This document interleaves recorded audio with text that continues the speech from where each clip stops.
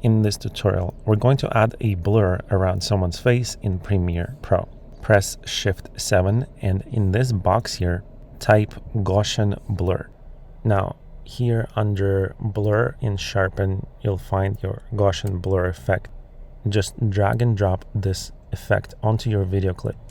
Now, press Shift 5 to make sure you have Effect Controls panel open in the upper left corner. Make sure to click on the video clip. And here you'll see the Gaussian Blur effect and the ellipse tool. Click on the ellipse tool to add this mask to your video. Click and drag on the ellipse in the video and adjust around the subject's face.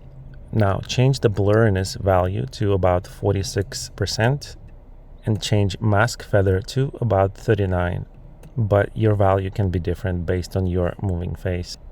Now to track this blur around the face, simply click on the play button next to mask path, and Adobe Premiere Pro's internal algorithm will automatically track and trace the path around the face. All you have to do is play the video again and the blurry box will automatically track the face of the moving person in the video clip. If the blur effect is not perfectly tracking the moving face, you can adjust it by hand for some frames. But in my experience, the motion tracking tools in Adobe Premiere Pro have been very accurate. And that's it, guys. This is how you add a moving blur effect around somebody's face in Adobe Premiere Pro.